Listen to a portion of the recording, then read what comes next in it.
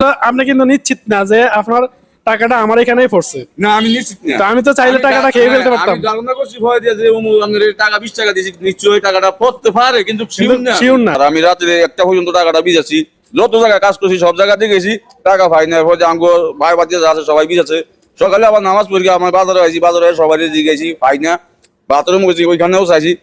আপনি ভালো মানুষ, সরল মানুষ দেখে টাকাটা আপনি দিয়ে দিতেছেন আমারে, এই জন্য আপনাকে ধন্যবাদ।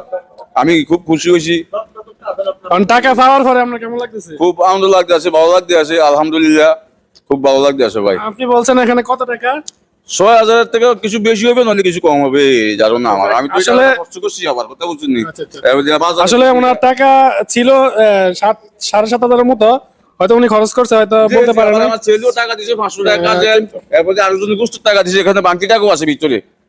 আমি যাক। টাকা এইভাবে সবসময় রাখি, আসলে রাসূল সাল্লাল্লাহু আলাইহি সাল্লাম বলেছেন যে মানুষ হারানোর পরে হারানো মাল পাইলে যেরকম খুশি হয়, আল্লাহ তাআলার কাছে কোনো পথ ভুলা বান্দা যদি পথে ফিরে আসে তাহলে আল্লাহ তাআলা এরকম খুশি হয়। জি জি, এখন আলহামদুলিল্লাহ। মানে টাকাটা হারানোর পরে আমরা কেমন লাগছিল?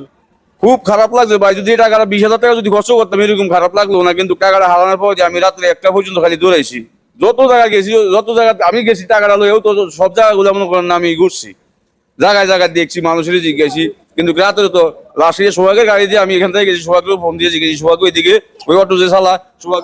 আচ্ছা, সর্বশেষ কথা হলো আপনি কিন্তু নিশ্চিত না যে আপনার টাকাটা আমার এখানেই পড়ছে? না, আমি নিশ্চিত না। তো আমি তো চাইলে টাকাটা খেয়ে ফেলতে পারতাম। আমি ধারণা করছি ভয় দিয়ে যে আমাদের টাকা 20 টাকা দিয়েছি, নিশ্চয়ই টাকাটা পড়তে পারে, কিন্তু শিওর না। তো আমি তো চাইলে টাকাটা খেয়ে ফেলতে অবশ্যই আমি তো নামের দলাম না, আমি ফোন করে জিজ্ঞেস করছি যে ভাই দেখেন তো আমাদের মোবাইল ঘরের মধ্যে টাকা কোনো পড়ছে নি।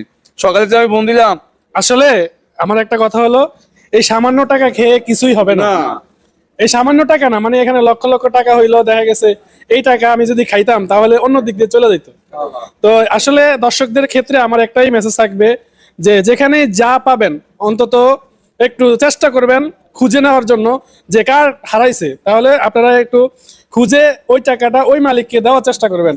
কারণ এই টাকা দিয়ে আর যদি যাই পান এটা দিয়ে আপনার চলবে না, এটা আপনার হঠাৎ করে পাওয়া, হঠাৎ করে একদিকে চলে যাবে। এজন্য আপনারা চেষ্টা করবেন যাই পান, কোথাও যদি কোনো কিছু পান তাহলে অন্তত মালিককে খুঁজে দেওয়ার চেষ্টা করবেন।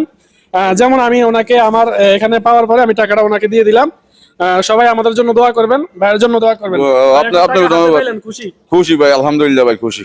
যাক, আলহামদুলিল্লাহ। আল্লাহ রাব্বুল আমার জন্য দোয়া করবেন। প্রিয় আমার আমাদের কাছে আপনার জন্য দোয়া করতে এসেছি।